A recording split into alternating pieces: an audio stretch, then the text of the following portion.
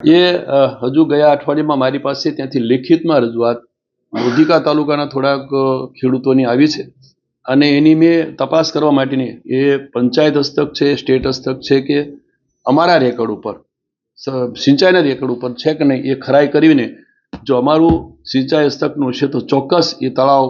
ફરી જેણે દબાણ કર્યું છે ખુલ્લું થશે અને જરૂર પડે જે કંઈ રેવન્યુ રાહે પગલાં લેવાના થતા હશે તો અમે સિંચાઈ વિભાગ મારફતે પગલાં લેવડાવશું. હા, પહેલાં તો મેં આપને કહ્યું ને અમારા હસ્તકે છે તો ચોક્કસ અમે રેવન્યુ રાહે અમારા ઇરિગેશન વિભાગના અધિકારીઓને સાથે રાખીને પગલાં લેવડાવશું. પણ એ સિવાય કોઈ દબાણ થયેલું છે આવું સર્વે નંબર ચેન્જ કરીને અમારા સિંચાઈ વિભાગના ઓલામાં ક્યાંય આવી ગયા હશે તો પણ અમે ચોક્કસ ખરાઈ કરીને પગલાં લેવડાવવા માટેની અમારી તૈયારી છે. એની ભૂલ હશે તો કલેક્ટર કક્ષાની એની કોઈ અધિકારીની ભૂલ હશે તો પણ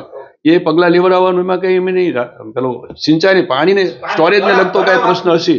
તો અમે બિલકુલ એમાં નહીં છોડીએ. સાંજ સમાચાર ફેસબુક પેજને લાઇક કરો, વિડીયો શેર કરો અને વધુ વિગતવાર સમાચાર માટે sanssamachar.net વિઝિટ કરો.